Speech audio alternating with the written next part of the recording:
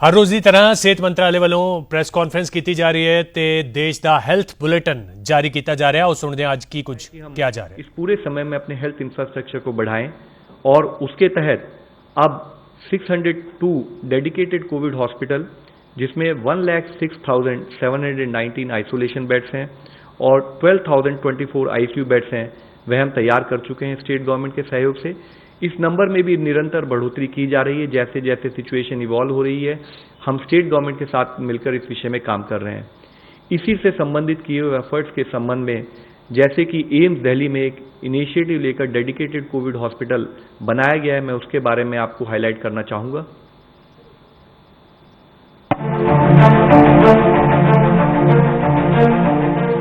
Corona virus के खिलाफ संघर्ष में केंद्र सरकार ने शुरू से ही तमाम एजेंसियों को ये सुनिश्चित करने को कहा कि डेडिकेटेड कोविड अस्पताल समय की मांग है और इसे जल्द से जल्द शुरू किया जाए।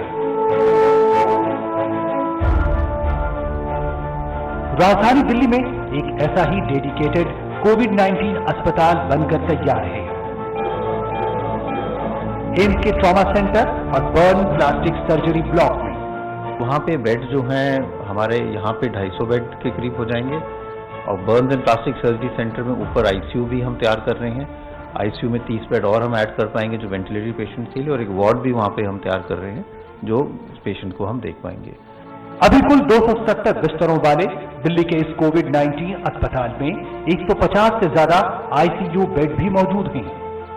ये यूनिक चैलेंज है, हमें अपने आप को सेफ भी रखना है और दूसरों की लाइफ सेव करना है।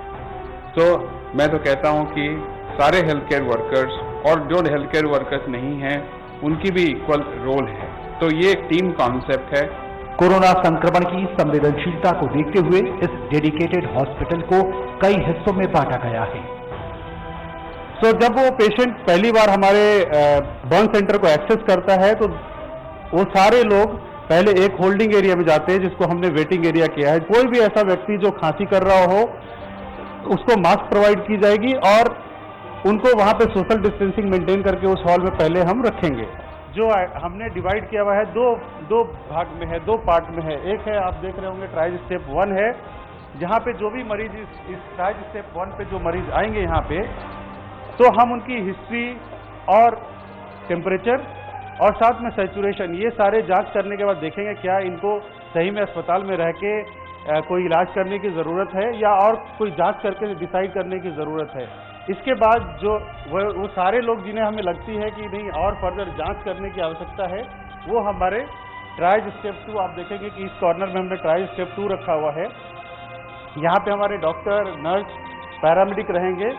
यहाँ पे क्लिनिकल एग्जामिनेशन के अलावे जो इस जगह पे क्लिनिकल एग्जामिनेशन तो होगा ही होगा, उनके वाइटल पैरामीटर्स लिए जाएंगे। ये पूरी व्यवस्था ट्राइज की यहाँ पे हमने इस तरीके से की है कि ओपन एयर हो, अगर किसी को कफ होता है तो इन्फेक्शन के चांसेस और कम हो। वो सारे मरीज जो ट्राइज 2 पे ऐसा हमें लगता है कि जिनको ऑक्सीजन की ज़रूरत है या कोई मेडिकल इलाज की ज़रूरत है या दवाओं की ज़रूरत है वो सारे इस एरिया में आएंगे जो हम एग्जामिनेशन एंड ऑब्जर्वेशन एरिया या येलो एरिया कहते हैं।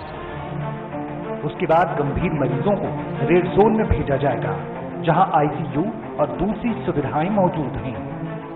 ये बिल्डिंग जिसमें हम खड़े हैं ये 124 बेडेड हॉस्पिटल है जो कि बर्न्स प्लास्टिक सर्जरी ब्लॉक के तरह प्रोजेक्ट मोड में बनाया जा रहा था। अगर आमतौर पे देखते इसे कम से कम 9 महीने लगते काम करने में, लेकिन हमने इसको रिकॉर्ड टाइम में 15 दिन के अंदर, जिसके अंदर 30 आईसीयू बेड है, state of the art facility है। और इसकी खास बात यह है कि जो इसके आईसीयूज हैं सारे इन्फेक्शियस डिजीज को मद्देनजर रखते हुए सबसे बेहतरीन आईसीयू सेटअप्स में से है। कोरोना की इस जंग में मेडिकल स्टाफ की सुरक्षा बेहद जरूरी है और इस कोविड अस्पताल में इसकी पूरी व्यवस्था की गई है। जो हम राउंड लेते हैं, हम अपना क्लिनिकल राउंड लेते हैं, वो हम अपना आईपैड या आईफोन पे ले लेते हैं तो अंदर जाने की ज़रूरत नहीं पड़ती है। पेशेंट को देख लेते हैं, अंदर मॉनिटर देख लेते हैं, वेंटिलेटर की सेटिंग्स देख लेते हैं और सारी इंस्ट्रक्शंस ऐसे दे देते हैं। तो क्लिनिकल टीम का एक्सपोजर कम होता है, पीपी बच जाते हैं और बहुत सी रिसोर्सेज हमारी बच जाती हैं। चाहे नीतिगत निर्णय हो या फिर मेडिकल सुविधाओं की उपलब्धता, केंद्र सरकार लगातार उचित कदमों को सुनिश्चित कर रही है। ऐसे में राजधानी के इस डेडिकेटेड कोविड-19 हॉस्पिटल की पहल निर्णायक साबित हो सकती है। आज मैं आप लोगों की दृष्टि में यही लाना चाहूँगा कि जैसे कि अगर देखें तो WHO का कल का डेटा देखें तो पूरी दुनिया में 76,498 पॉजिटिव केसेस रिपोर्ट किए गए। एक दिन में पूरी दुनिया में 5,702 डेथ रिपोर्ट हुई हैं। ये हम सबका कलेक्टिव एफर्ट्स रहा है, जिसके कारण ही भारत जैसे बड़ी आबादी वाले देश में अभी पिछले दिन भी अगर हम देखें तो 1,211 केसेस और 31 डेथ रिपोर्ट हुई हैं। हमें सबको कलेक्टिवली मिलकर एफर्ट करना है। हमें ये इंश्योर करना है कि हर तरीके से जो भी ये केसेस आए इनको भी हम कैसे दूर कर पाएं और हम अपने देश को इस बीमारी से बचा पाएं। धन्यवाद।